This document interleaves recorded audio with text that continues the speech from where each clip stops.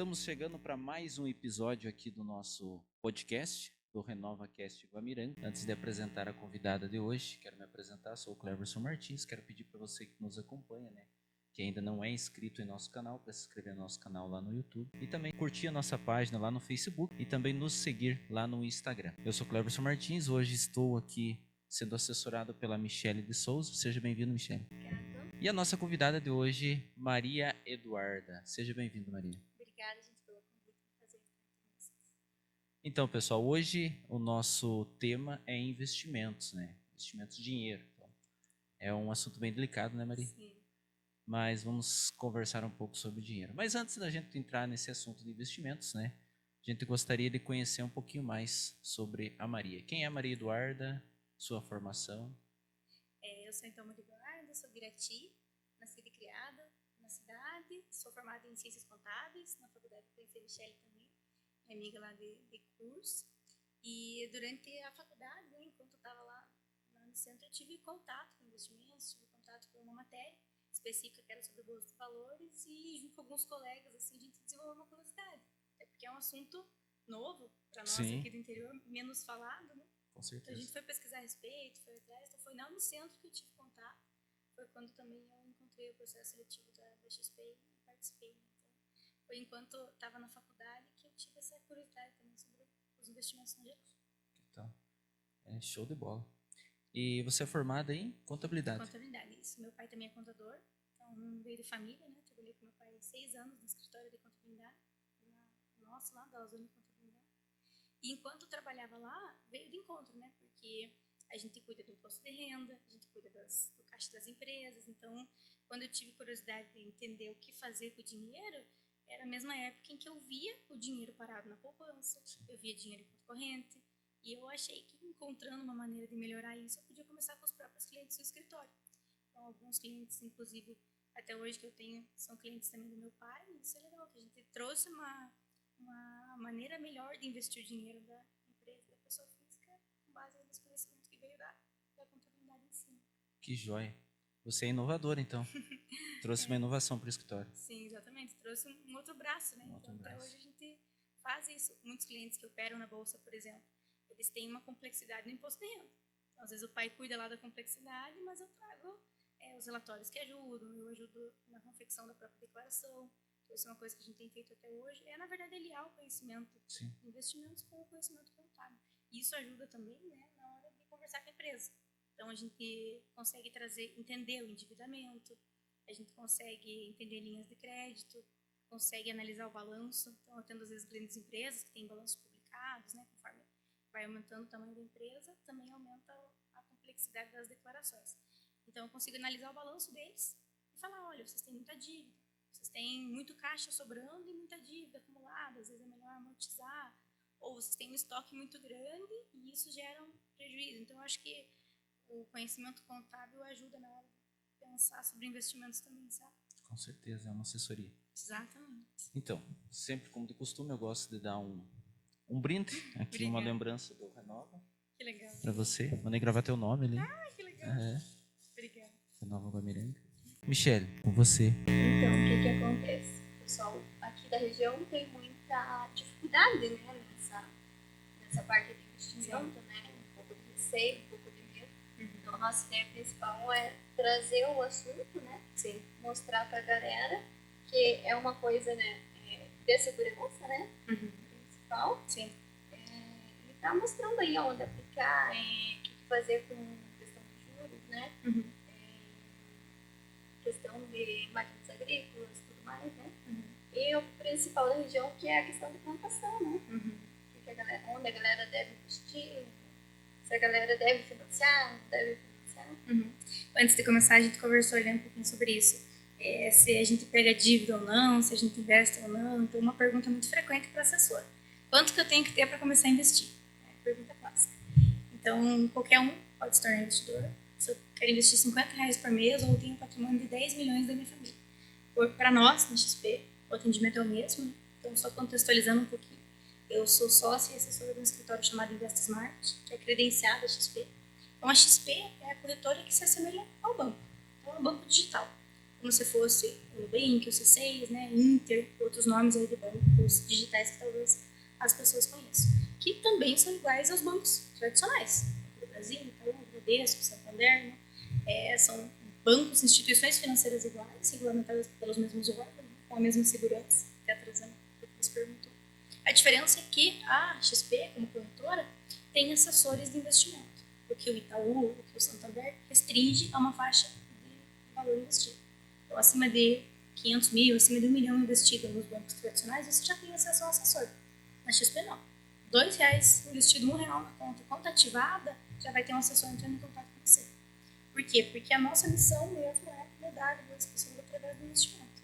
É o meu papel, a minha função é ajudar as pessoas a investir melhor, a planejar o futuro, a, como diz a gente, né, mostrar se é melhor ter uma dívida ou quitar a dívida.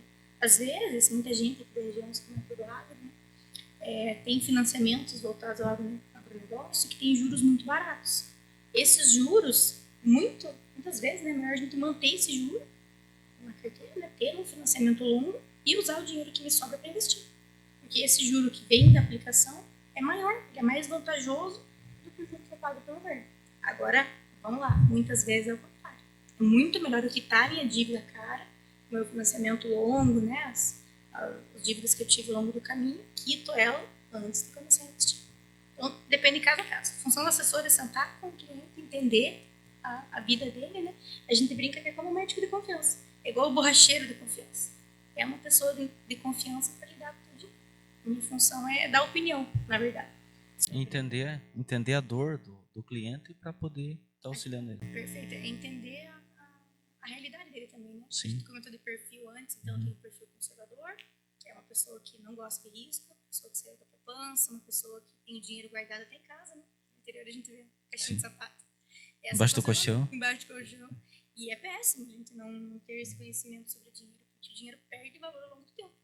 Eu tive contato com um cliente na sexta-feira que ele me contou que a avó faleceu e deixou uma caixinha de sapato com muito dinheiro.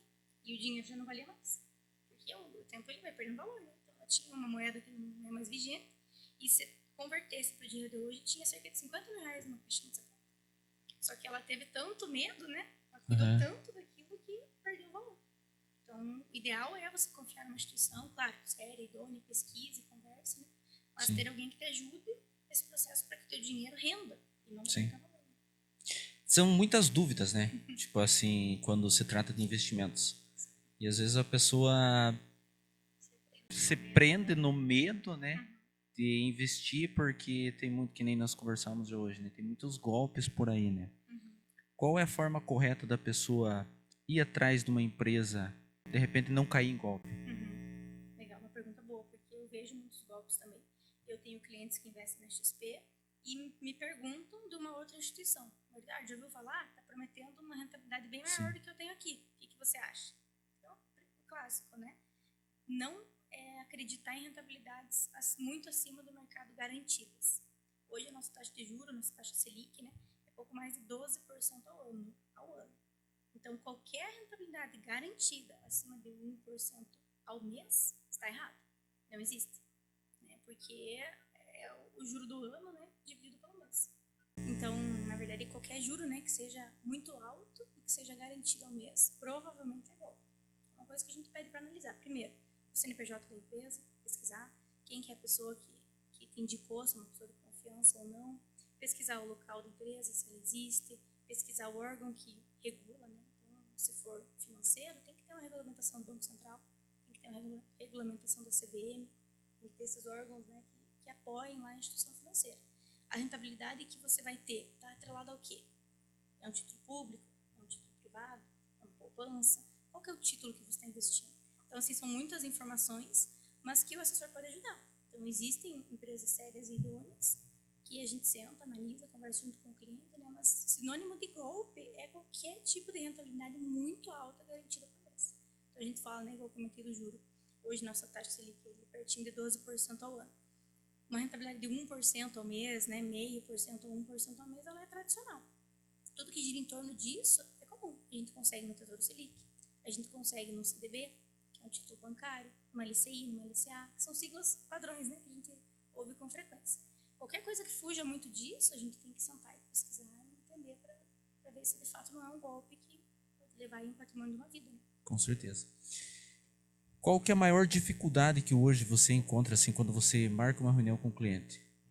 Qual que é a tua maior dificuldade de você mostrar para ele que investir é a melhor maneira do que de repente ter patrimônio, que a gente falava? Eu gosto de falar assim que não existe certo e errado, né? Existem várias realidades diferentes, mas tem um ditado muito antigo que é não colocar todos os ovos na mesma cesta. Então, se eu só tenho imóveis, tenho 10 imóveis, 15 imóveis, terrenos, né? Maquinário, tá errado. Meu dinheiro está todo imobilizado. Se Deus o livre tiver um problema de saúde, eu vou ter que me desfazer de alguma coisa ao preço de banana, né? Eu vou ter urgência. Tá errado. Se eu tiver só dinheiro guardado, também tá errado. Eu não construí nada, né? Eu também não tive uma imobilização ali positiva, que é uma casa boa, um terreno para colocar, um maquinário melhor. Então, o princípio de tudo, diversificação. Qual que é a minha maior dificuldade? Levar isso para o cliente que já tem enraizado na cabeça dele, como sempre foi feito. Muitas vezes o avô fazia dessa forma, os pais faziam dessa forma, né? Então, uma coisa que eu tento quebrar com o cliente é já esses preconceitos que ele tem. Não, mas o correto é assim. Não, existem várias formas de se fazer a mesma coisa. Acho que o primeiro é isso, né? Quebrar as barreiras. Depois, tentar trazer para o pequeno que ele pode fazer o que o grande faz. Então, às vezes eu tento falar assim para o cliente que tem medo de dívida. Ah, não, eu pago tudo à vista. É besteira. O nosso juro está muito alto, a gente investe o dinheiro e toma crédito, quando o crédito é barato. Então, eu tento fazer um paralelo. Como que você acha que o fulano, dono da maior rede de supermercados, faz? Ah, eu acho que ele não usa o caixa da empresa, então por que você usa? Então, eu acho que a minha maior dificuldade, às vezes, é entrar, né, na mentalidade antiga e trabalhar isso para que aceite novas ideias. Então, acho que nós, em cidades pequenas, né, em Irati, onde eu nasci, em Fernando Pinheiro, onde é a sede do nosso escritório, aqui em Guamiranga, nós temos essa barreira cultural ali de fazer o que sempre foi feito. A Michelle trouxe essa ideia assim, de a gente trazer essas informações novas para que as pessoas nos procurem para abrir a cabeça. É uma dificuldade que a gente tem, até encontramos dentro de família, assim, porque é meio que genético, né? Sim. Assim, a pessoa, tem um valor lá no banco, vou comprar uma casa, vou comprar um lote. Porque a casa ela vai valorizar, porque o lote vai valorizar. E não é verdade, né? Tipo, na verdade ele valoriza, só que, tipo assim, se você investir, você vai ter uma rentabilidade maior. Depende do caso, mas olha o que você falou, que interessante. Eu tenho um cliente meu, isso é história verídica, ele tem 20, 30 mil investido em 30 terrenos. Então, junta um pouquinho, ele tira e compra um terreno. Compra o terreno. E o terreno, ele é um investimento arriscado. Ah, não, mas eu sou conservador. Não é? Você não sabe quanto que vai render. Não sabe se vai valorizar ou não. Não sabe se não vai ter uma despesa ali com infraestrutura, né? Pavimento, buraco, enfim. Qualquer tipo de problema que tem ali na própria terra, né? Se for o caso. Então, assim, o terreno em si não é garantido. Se eu estou investindo num título público, por exemplo, tem uma rentabilidade ali garantida. Está escrito na letra quanto vai render por mês ou por ano, né?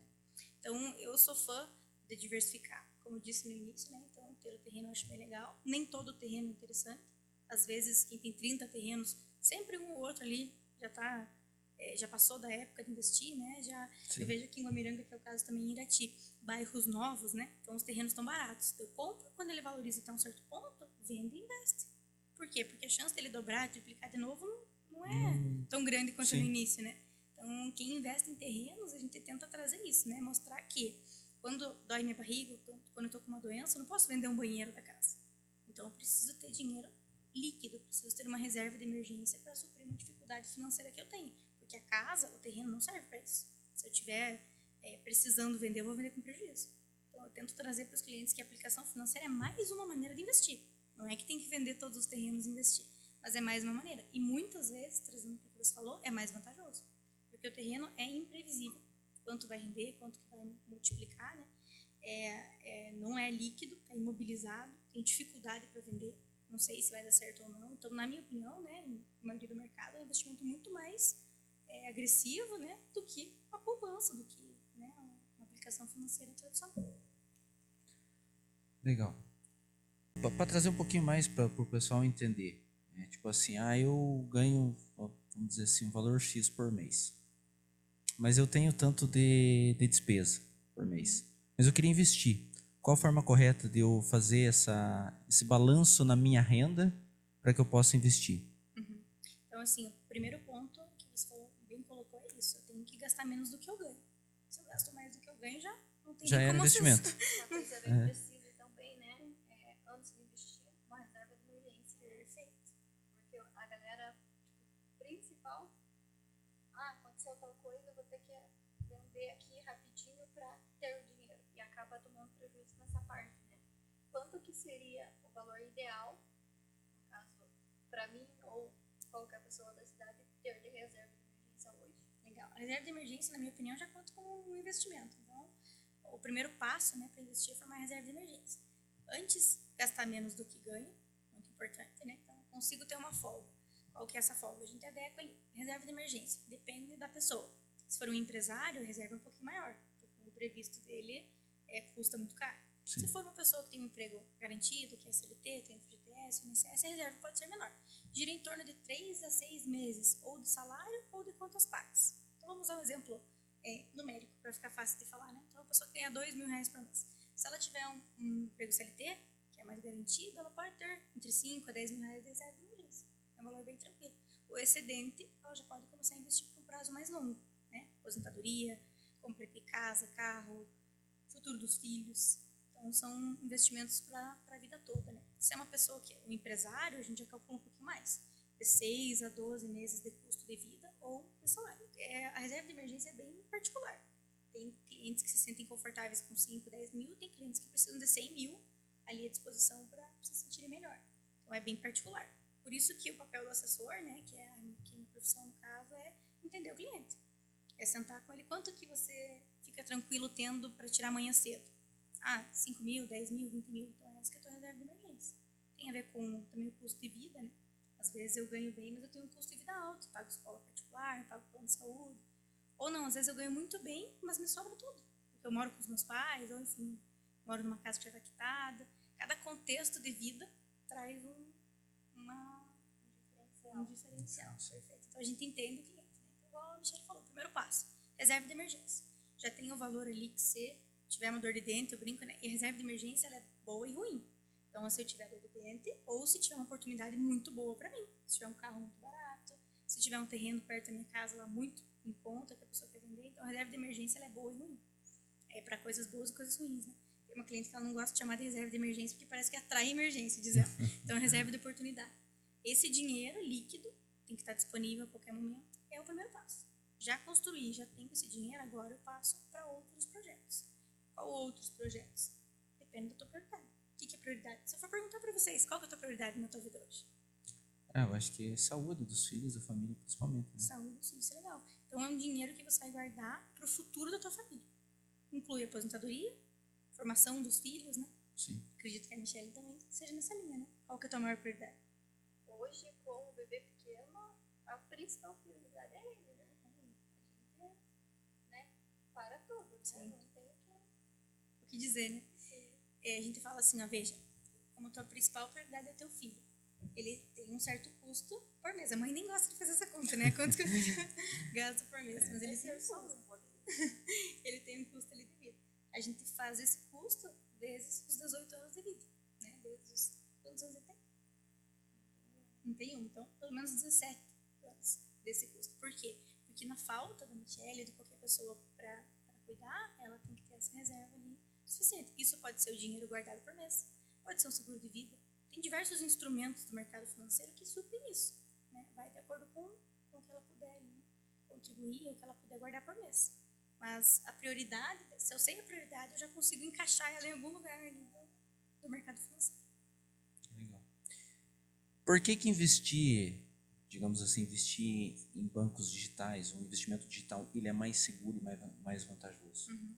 Então, a segurança eu já diria que é a mesma, né? Quando a gente fala de renda fixa, CDB, LCI, LCA, que são as siglas que eu disse no começo, né? Que são títulos de renda fixa.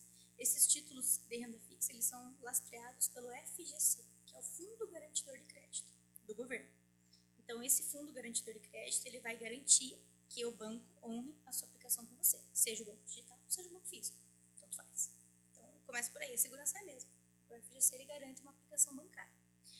Tem limite, né, até um valor X por instituição, por CPF, enfim, mas esse valor está protegido, seja no Santander, né, no Itaú, não estou fazendo propaganda, é só citando exemplos. São os exemplos. Então, ou na XP, ou enfim, em outros bancos.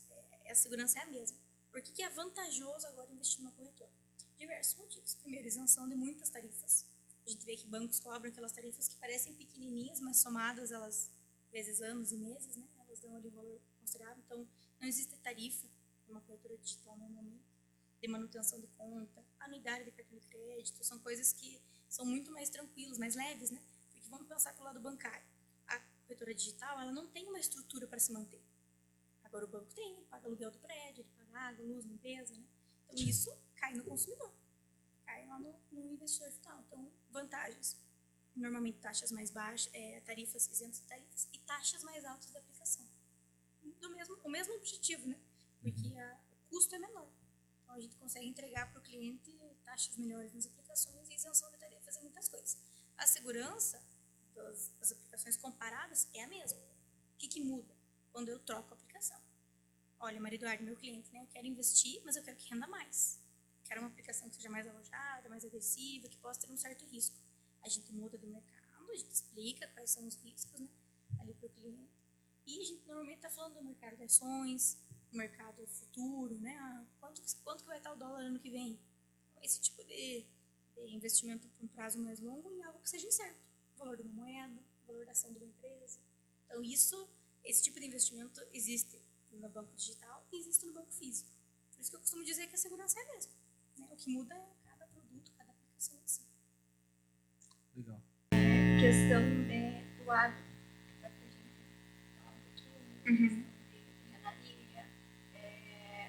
A galera faz muito assim, nem terminei de pagar tal maquinário, eu já vou comprar outro, porque vai me ajudar tanto na plantação, aumenta a quantidade, né? Sim. Da plantação. Sim. Consegue se alavancar, né? O que você consegue falar pra gente a respeito disso?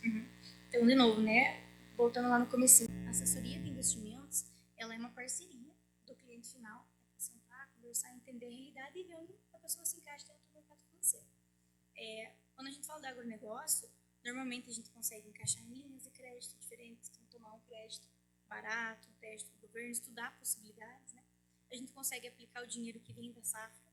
O que acontece uma vantagem do agro, né? É descasado quando eu recebo do quando eu gasto. Eu fico com uns meses ali de folga financeira. Se esses meses eu aplicar bem o meu dinheiro, crescer o meu patrimônio. Eu consigo falar sobre o dinheiro que sobra da aplicação. Na parte de frota, que você falou, né? Maquinário, a gente consegue planejar a troca de maquinário. Então, olha, eu vou precisar trocar a minha colheitadeira, o meu trator daqui 2 anos, 3 anos.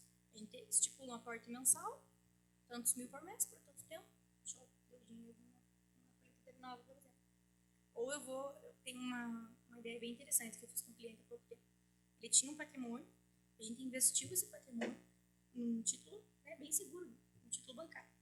A rentabilidade mensal que aquilo dava, ele tirava e pagava a parcela da máquina. Ou seja, veja que ele pagou uma máquina novinha com o juro que ele teve da aplicação. Então que vai. Muito interessante. Ele não teve que desembolsar nada, ele só teve um acordo lá com a empresa que vendeu. A empresa ficou super feliz, vendeu para ele, né, o equipamento, as parcelas eram altas, o valor investido era bom.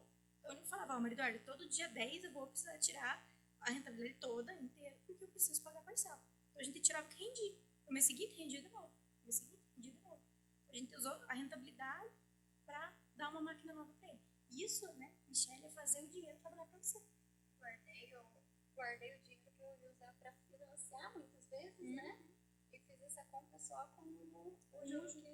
Exatamente. E isso acontece. Ao invés de você pagar o juro para uma financeira, o juro pagou a tua ferramenta de trabalho. Exatamente. E veja que é contra-intuitivo, né? As Sim. pessoas não têm isso no dia a dia, essa conversa sobre dinheiro, sobre investimentos. Então, é uma ideia nova que a gente dá. A gente explica como fazer, né, esse tipo de negócio com o seu dinheiro, né? Mas nada mais é do que fazer o teu dinheiro trabalhar para você.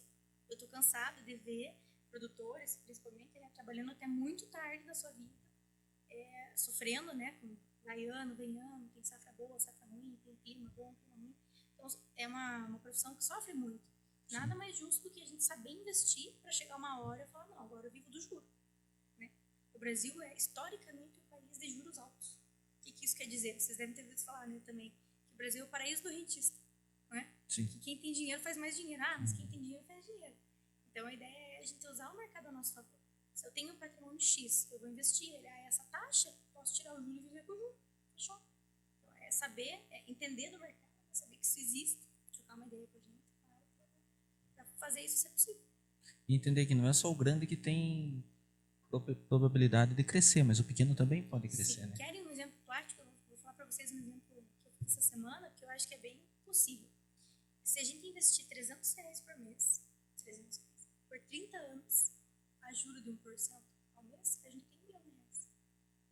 R$300 por mês. Claro, são 30 anos, um prazo muito longo. Mas se eu falo de um jovem de 25 anos, ele não quer se aposentar com 55. Se eu falo de uma pessoa de 30, de 40 anos, é melhor chegar aos 60 com ou sem 1 milhão? Um exemplo bem prático, né? R$300. Se eu sair hoje em dia, no final de semana, você vai gastar os R$300. Sim. Às vezes Então, não dá no a final de pessoa semana, às vezes você sai ali, tipo, meio-dia, foi tudo Eu os não, 300 reais. tipo, a pessoa não tem o dinheiro para investir. Sim. Tipo, tá na mão de todo mundo ter o dinheiro ali para poder investir. É só você sabendo o que você quer. Não, e entender o prazo, né? Claro, como a gente falou. Trabalhando como assessora na XP, eu vejo esses casos diariamente. Então, quanto eu preciso para começar a investir? Vamos responder a pergunta, Luiz. Quanto você tiver? Posso começar com R$50, com 100, com 300, com 10 milhões. A assessoria é a mesma, a ideia é a mesma. Claro que quando eu tenho um patrimônio... Então não existe um valor mínimo assim para você começar a investir. Claro que não. Quando eu tenho um patrimônio maior, a assessoria faz mais sentido. Eu consigo trabalhar o dinheiro, consigo, né, oferecer mais opções. Quando eu tenho um patrimônio menor, fico mais restrito. Mas se eu tenho um patrimônio menor e eu tenho disciplina, igual a academia, igual a dieta, é a mesma coisa. Se eu tenho disciplina, depois está todo mês por 30 anos, ela entrega, sabe? Ela devolve. Isso é legal porque você vai ver que é um juro composto. R$300 por mês, se render 1%, vai dar um jurinho. No segundo mês, o juro maior. E vai virando uma bola de neve positiva.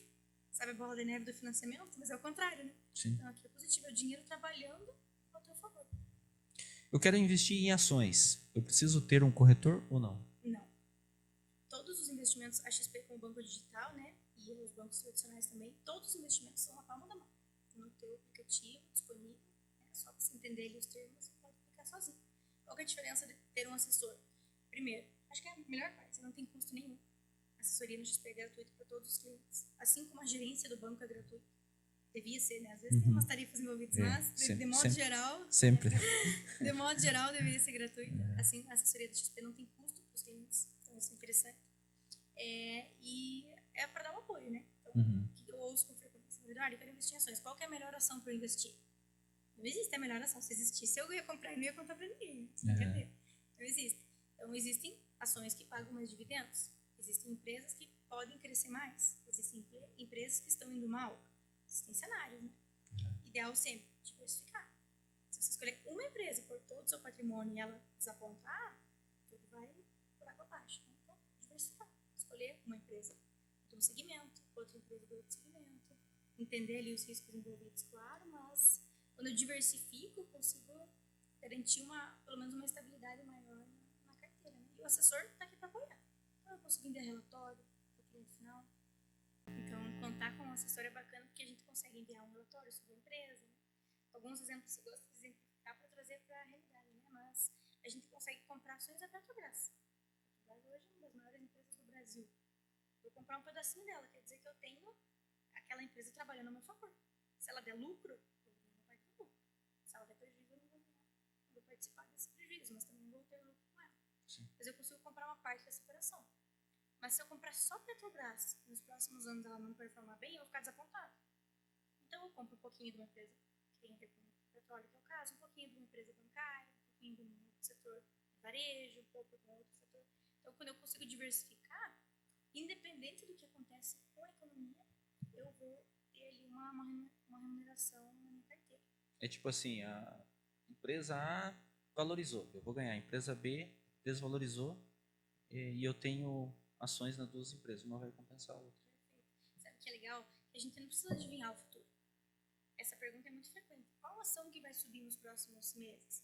Eu não preciso saber, eu não sei, não tenho como saber, eu não preciso saber. Eu preciso estar disposto aos mais diversos setores. Então o que acontece? A gente fala um pouquinho de política, né? Quando fala de economia, porque acaba que as coisas estão muito ligadas. Mas existem governos que beneficiam algumas empresas. E existem governos governos que trazem uma parte negativa para outras empresas. Só que os governos mudam sempre, né? O federal e depois o municipal. Então, eu não tenho como, se eu vou investir nos próximos 30 anos, eu não posso ficar escolhendo o governo, né? Sim. Então, eu me exponho a boas empresas de vários setores. Uma empresa que vai se beneficiar no governo A e a outra que talvez não vá tão bem no governo B, por exemplo. Mas eu preciso ter uma carteira que seja perene, que sempre ela esteja se valorizando, principalmente, gente, que ela ganhe da inflação. A inflação, acho que é o assunto que eu mais falo no meu dia a dia, que é a perda do poder de compra. É quanto sobe a gasolina, é quanto sobe o mercado, né? A inflação é um índice que é como se fosse uma cesta, né? Eles somam todo esse aumento de preços, eles fazem uma média. Então, isso basicamente que é a inflação. Né? Se a minha carteira de investimentos ganha de inflação, quer dizer que o milhão que eu acumulo hoje vai valer o mesmo milhão lá na frente. Voltando na história da senhora, né? Nada adianta guardar o dinheiro na caixa de sapato e colocar embaixo da cama, porque não valoriza e não repõe a inflação.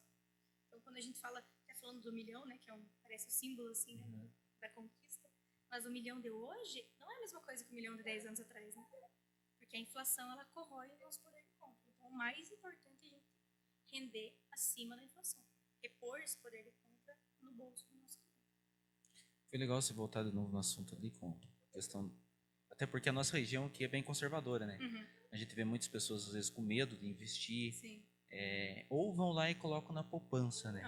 Porque a poupança te dá um retorno, mas é muito mínimo, né? Sim. Como que você faz assim com seus clientes para você quebrar essa objeção e colocar na cabeça deles que investir ele te dá mais rentabilidade do que deixar o dinheiro na poupança? Legal. Então, acho que existem dois tipos de clientes conservadores. Tem o conservador que ele não gosta do risco mesmo, então ele gosta da estabilidade. E tem o conservador que não conhece. O que eu vejo muito na nossa região é o conservador que não conhece.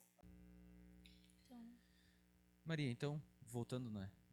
Que bom que você voltou um pouquinho naquele assunto ali. Questão, às vezes, da pessoa deixar o dinheirinho guardado embaixo do colchão, no travesseiro lá, né? A nossa região aqui é uma região, assim, do interior, as pessoas mais conservadoras. E qual a melhor forma de você fazer a pessoa entender, né? Porque às vezes você vai conversar com um cliente e aquele cliente ele é resistente. Ele acha assim que a rentabilidade do dinheiro dele é melhor estando na poupança, né? Sim. Por ser uma pessoa conservadora. Qual que é a melhor forma, ou existe uma forma assim que você usa uma técnica de repente para fazer ele entender que ele investindo muitas vezes é melhor que estar o dinheiro na poupança? Eu sempre falo que sim, existem dois tipos de conservador. Tem o conservador que ele não gosta mesmo do risco, então eu prefiro que o meu dinheiro renda menos, mas não quero, né? Não quero tomar nenhum risco, não quero travar meu dinheiro por nenhum tempo. Então existe o conservador que é tradicional e existe o conservador que não conhece, que é só uma pessoa que é conservadora porque a única coisa que ele conhece é a poupança. E é o que é mais frequente. Então, eu gosto de lidar com a pessoa que se diz conservador, mas que está aberta a aprender, porque muitas vezes ela entende que eu não estou mudando o risco. É a mesma proteção, é a mesma. Às vezes eu estou mudando a aplicação, estou trazendo para um título público, estou trazendo, congelando por um prazo de 1, 2, 3 anos e aumentando a rentabilidade, mas mantendo a mesma segurança. Então, a gente tem que entender com o cliente, né? Claro, cada caso é um caso, mas entender se o cliente, de fato, não quer mesmo. Eu prefiro que renda pouco na poupança e fico tranquilo. Existem esses casos, né? Infelizmente. Sim. É triste falar isso, porque a poupança, falando em rentabilidade um pouquinho, a poupança rende 0,5% ao mês. Então, 0,5%. Nós temos uma taxa de juros que rende 1%, que é o dobro. Então, é o dobro da rentabilidade. Então, infelizmente, se o cliente fala, não, eu quero a poupança porque eu sempre fiz assim e é assim que eu faço. Não tem muito o que fazer, né? Mas quando a gente consegue explicar para o cliente que a segurança é a mesma, que eu não vou mudar nada, vou continuar num título público ou, enfim, com uma aplicação com uma segurança igual, e vou aumentar a tua rentabilidade, eu tô aqui para te ajudar, para te explicar, né? Então, eu acho que tem muito a ver com confiança esse cenário, né? Mas é tentar mostrar para o cliente uma realidade que às vezes ele não conhece. Então, uma coisa que é muito comum, vai fazer 4 anos agora que eu sou assessora. Agora que eu tô conseguindo convencer alguns clientes lá do início. Então, isso é muito comum e eu gosto. Então, a ideia é vir aqui, conversar, mostrar. Daqui 6 meses a gente vai conversar de novo. Sim. Daqui 2, 3 meses de novo. Daqui 1 ano novamente. Porque eu vou continuar na profissão e o mercado vai continuar evoluindo. Então, o que eu mais gosto de fazer é voltar com o cliente há 6 meses atrás e falar, ó, se você tivesse investido comigo há 6 meses, já teria te dado esse retorno nessa aplicação aqui do governo, por exemplo, né, que é o título público. Então, trazer para o cliente que, às vezes, mostrar o prático é melhor do que ficar explicando, ficar falando, né? E que a pessoa tenha confiança, né? Sim, exatamente. Às vezes demora um pouco para convencer, né? Mostrar que aquilo ali é certo e vai te trazer uma rentabilidade melhor. Né? Isso, e é uma coisa que a gente falava no início, né? Então, veja, sempre que é falso, sempre que é uma pirâmide, sempre que é golpe, que tem que ficar com o alerta ligado, é uma coisa rápida, que surge do dia para noite e que vai dar uma rentabilidade muito alta. E não é o caso da XP. A XP é a maior corretora da América Latina, já tem mais de 20 anos de história. Os assessores estão crescendo cada ano que passa, né? Hoje em torno de 20 mil assessores no Brasil inteiro. Então é uma história longa e a rentabilidade não é um absurdo. Eu disse para vocês que vai sair de 0,5% para 1%. Então isso é uma dificuldade legal de comentar que eu tenho na hora de conversar com o cliente empresário. Vocês, né, que são empresários, estão assistindo a gente. Vocês sabem que a margem do negócio de vocês é maior do que 1%. Então como que eu vou confiar o meu patrimônio na XP, na Maria Eduarda, sendo que eu ganho mais no meu negócio? Isso é uma dúvida comum também. Como que eu vou fazer isso, né? Sendo que a rentabilidade é maior se eu comprar insumo, se eu comprar produto para vender na minha loja, no meu mercado, muitas vezes a margem é 10, 15, 20%. Mas uma coisa não exclui a outra. Novamente, as aplicações são para o futuro, para aposentadoria, para troca de carro, para troca de casa, para o futuro dos filhos. Não tem nada a ver com a rentabilidade da loja. O sustento, né? O dinheiro, o patrimônio é construído com o trabalho, com o seu trabalho. O seu trabalho de empresário, médico, dentista, né? Enfim, nossa profissão constrói o nosso salário. O investimento, ele serve para me dar uma tranquilidade. No futuro, até eu conversava com uma contadora aqui da cidade hoje, provavelmente a gente não vai poder contar com o INSS da mesma forma que nossos avós contaram, né? Nossos pais contaram. Porque o INSS, hoje existem poucas pessoas nascendo como é antigamente, né? Então a pirâmide está invertendo. Então, vai ter muito aposentado para pouco contribuinte daqui a pouco, né? Isso vai se agravar nos próximos anos. Então, muito dificilmente a gente vai contar com o INSS, nós somos muito mais novos, né? Então, é muito importante a gente contar com a previdência privada, com um investimento particular, porque isso vai garantir o nosso sustento, a nossa tranquilidade lá no futuro. Então, vejam que isso não exclui o investimento na minha loja, na minha fazenda, na minha produção. Não é para eu vender tudo e aplicar. Às vezes as pessoas pensam isso, né? Não é para vender tudo que tem e colocar o dinheiro na bolsa de valores. Não, Deus o livre. É para usar o mercado financeiro como um aliado mesmo, né? Para aumentar o patrimônio e não descapitalizar. Agregando ao nosso favor. Eu costumo dizer que é fazer o dinheiro trabalhar para você. É o que a gente disse no início, né? Utilizar essa questão do Brasil, que nem sempre é boa, porque o juro alto, a gente vive num país de juro alto, né? O juro alto não é bom para o empresário. Porque, pensem, tem alguns ramos de atividade, principalmente varejo, né, mercado, posto de combustível, que a margem é apertada. Então, é pequeno, 2, 3, 5%. Se eu tenho um juro no banco pagando 1, às vezes dá vontade de vender tudo e aplicar no banco, né? Aplicar no banco. Então, veja como isso é ruim. Um país como o Brasil, tão grande, com um juro muito alto, isso vai ao contrário do empresário. Então, quando o juro baixa, ele me dá mais vontade de pôr o dinheiro na economia. Vou tirar da aplicação que está na XP com a Maria Eduarda e vou comprar um negócio, comprar uma máquina, vou comprar uma casa para alugar. Então, o juro, ele tem ciclos econômicos. Vai ter épocas de baixa de juro e épocas de alta de juro. Por isso que o assessor traz esse conhecimento para melhorar a vida do cliente. Olha, agora é uma época de alta de juro, é época de investir o dinheiro. Quando tiver uma época de baixa de juros, a gente vai trocar a estratégia. Sim. A gente vai fazer de outra forma, a gente vai utilizar de outras partes do mercado financeiro. Então, entender o ciclo econômico é muito importante, porque um pouquinho antes da pandemia, não sei se vocês lembram, o juro era 2% ao ano. Hoje é 12%. Vejam a diferença, não faz tanto tempo, faz 3 ou 4 anos. Não faz isso, né? A pandemia foi em 2020, terminou 2021. 3 anos completos agora, né? Um pouquinho mais. Então, vejam, e olha quanto mudou nesse período. Naquela época onde o juro estava mais baixo, favorecia o empresário. Agora, com o juro mais alto, já fica aí em conflito. Mas, de modo geral, se você pegar a história, nos últimos anos, desde o Plano Real, o Brasil é um país de juros altos. E isso auxilia quem tem dinheiro investido a fazer o patrimônio trabalhar ao seu favor. Legal. Maria, tipo, empresários como eu, assim, tem o seu pequeno negócio, eles querem alavancar o seu negócio, vão atrás da Maria Eduarda. Qual que é a melhor forma, o melhor investimento hoje para mim? Tipo, vou usar um exemplo aqui para quem está nos assistindo no Renova Guamiranga. Eu quero alavancar mais o Renova Guamiranga, quero fazer com que a empresa cresça um pouco mais rápido. Qual que é a melhor forma de investimento? resposta difícil. Dívida. Normalmente envolve crédito, envolve alavancagem, envolve dívida. No interior, a gente tem uma certa resistência a dívidas, né? O meu pai me ensinou que eu só posso comprar se eu tiver dinheiro. Não pode pegar dívida, né? Dá medo, a gente não sabe como que vai ser o futuro e tudo mais. E não é bem assim. Hoje em dia, a gente já vê que dívidas baratas são excelentes para alavancar negócios. Grandes negócios e pequenos negócios também. Então, a ideia de trazer para o pequeno, que você falou, eu gostei, porque existem muitas linhas que favorecem o pequeno empresário, né? O governo tende a favorecer os menores, porque os maiores já, né, se sustentam ali com seus lucros. Então, a gente pode estudar, no caso, né? Se for um pequeno empresário, a gente pode estudar linhas de crédito barato, com parcelas que caibam no orçamento, com um prazo que seja adequado ao negócio. Não adianta a gente pegar uma dívida de 100 anos, 50 anos. Então, tem que caber ali na minha realidade. Sim. Dívidas de veículos normalmente são prazos menores que dívidas de imóveis. Por quê? Porque veículo a gente troca com mais frequência que casa, né? Sim. Então, entender um pouquinho desses prazos, né? Então, o financiamento funciona quando o juro é baixo. Carta de crédito, consórcio, por exemplo, funciona quando a gente tem um bem para colocar em garantia.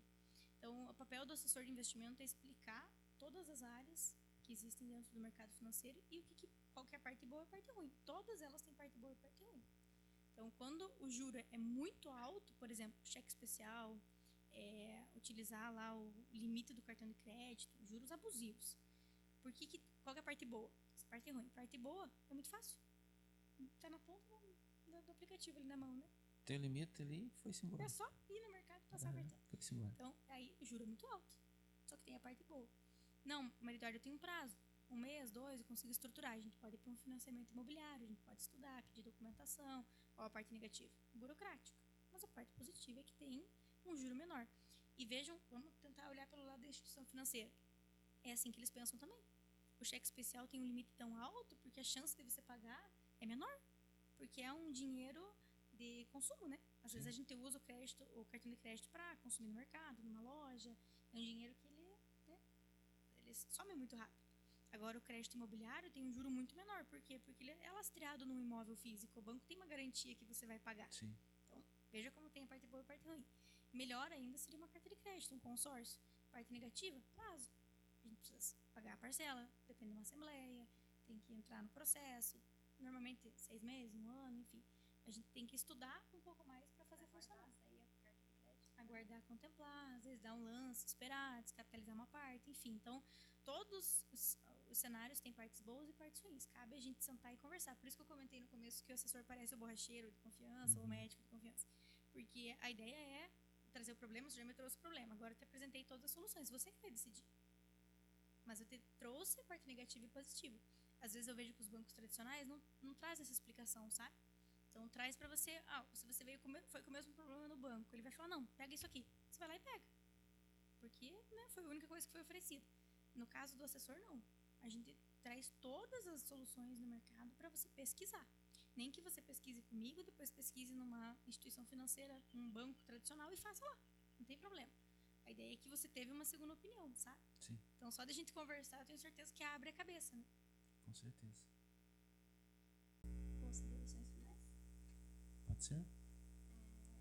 Deixar o seu acesso ao Instagram e tudo mais, se você quiser passar isso pra gente. Não, pode ser. Então, o meu Instagram é @mariduardadlz, o sobrenome é Dallazone, né? Então, lá vocês vão me encontrar. Eu costumo sempre postar conteúdos, né, que falem sobre investimentos, sobre taxa de juros. Sempre converso também com alguns clientes, alguns seguidores lá nesse sentido. O nosso escritório fica em Fernandes Pinheiro, dentro do prédio principal do Anila. Então, eu faço assessoria pro Gustavo Schuch, que é nosso parceiro lá dentro, né, que é um dos proprietários lá do Anila. Fazendo essa assessoria com eles, ali com as empresas do grupo, eu consegui perceber que a nossa região tem muitas empresas familiares, assim como a Anila, né, que foi feita pelos pais e agora está sendo feita sucessão pelos filhos. E as empresas familiares que cresceram, né, ou que estão em crescimento, elas têm um problema muito sério de gestão, né? Que às vezes é o pai e a mãe ali discutindo, trazendo alguma coisa familiar ali dentro e tudo. Então, junto com o Anila, junto com o Gustavo, a gente conseguiu entender como ajudar essas empresas. Então, eu costumo falar que eu sou especialista em assessoria de famílias e empresas que fizeram essa base familiar, sabe? Eu consegui entender com eles e ajudar eles nesse sentido. Então, nosso escritório está lá dentro do prédio principal do Anila. eu atendo pelo Instagram, também atendo pelo meu WhatsApp, eu vou deixar aqui com vocês para vocês postarem ali, para a gente conversar. E, na verdade, o meu objetivo principal sempre, né, é melhorar a vida das pessoas através do investimento. Então, nem que seja para a gente sentar e conversar sem compromisso nenhum, né, nunca tem compromisso, a gente toma um café lá junto no escritório, mas para explicar para o cliente que, assim, alguma área da vida a gente pode melhorar. Dificilmente o cliente que não tem assessoria de investimento está com o melhor produto em todas as áreas. Algumas áreas podem estar sendo bem atendidas e outras deixando a desejar. Então, se é um serviço gratuito, né, um serviço próximo na nossa região, não tem por que a gente não tentar dar um jeito aí na vida do cliente, né? Então, isso tanto física como jurídica? Quanto jurídica. A XP funciona como uma instituição, né, convencional, então a gente consegue abrir a conta da PJ e da PF. Isso é importante. Sempre que a gente fala, voltando à história do golpe, né, veja, alertando as pessoas. Sempre que você vai investir, você tem que ter uma conta no seu nome e na sua titularidade, seja PF ou seja PJ. Se você tem que abrir uma conta numa instituição e não está no teu nome, desconfie. Se tem que fazer um TED para alguém que não é você, desconfie. Então, já é um alerta ali para você. Eu estou fazendo um TED para uma empresa que não é minha. Eu tô mandando esse dinheiro para alguém que não é. Então, na XP, conta a mesma titularidade, né? Então, você, pessoa física, vai abrir uma conta no seu nome, vai ter o aplicativo, vai ter um login, assim, igualzinho a qualquer outro banco. Você vai fazer uma TED de mesma titularidade entre o banco que você já possui e a XP, né? Pix, TED, enfim. É dessa forma que funciona o investimento, seja na PF ou seja na PJ. As aplicações são as mesmas, muda um pouquinho a complexidade, né? Conforme as aplicações, alguma coisa é melhor na PF, alguma coisa é melhor na PJ, algumas coisas têm isenção de imposto de renda, por exemplo. Então, isso tudo a gente acerta com o cliente, mas a gente consegue fazer os investimentos tanto da pessoa física como da jurídica. Muito importante, conselho de contadora, separem as contas, né? Dinheiro da empresa, dinheiro da pessoa. Eu acho que essa é uma dificuldade muito grande, né? Da maioria dos brasileiros, né?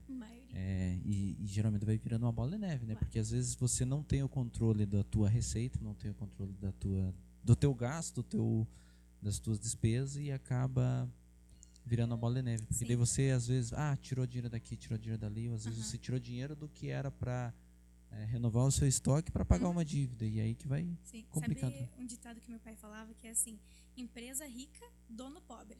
Então, quando eu deixo o dinheiro da empresa na empresa, você reduz um pouquinho o teu padrão de vida, que é o dinheiro é da empresa. E o contrário também é verdadeiro. Empresa pobre, dono rico.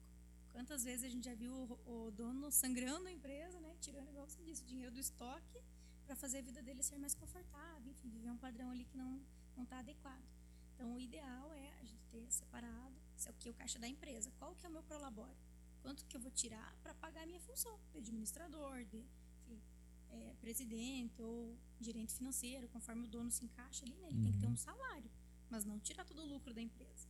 A empresa precisa ter um caixa ali para ela se manter viva. Então, isso é um trabalho que eu costumo fazer também, então ensinar ali as empresas a separar. Legal, se você faz também esse tipo de assessoria? Isso, na verdade faz parte, né? Como que eu vou conseguir fazer a pessoa investir o dinheiro se ela está toda bagunçada? Então, acho que eu comentei, o primeiro passo, a gente tem planilha para isso, tem a gente vê na região ainda o pessoal usando papel, caneta, caderninho, né? Mas a ideia é pegar o caderninho, então, que seja, sentar ali e separar o que é da pessoa física e o que é da jurídica. É muito importante o que é o dinheiro de hoje, o que é o dinheiro do futuro. Se você vive só pensando no hoje, o futuro chega, a conta chega, né? Então, a ideia, veja que vai muito da organização, né? Organizar a vida da pessoa, deixar redondinho ali para que ela consiga pagar as contas, sobrar um dinheiro para investir, né? E no futuro possa contar aí com esse esforço que foi feito no dia de hoje. Legal. Obrigado, Maria, por estar disponibilizando o seu tempo hoje conversando com a gente. Foi muito produtiva a nossa conversa.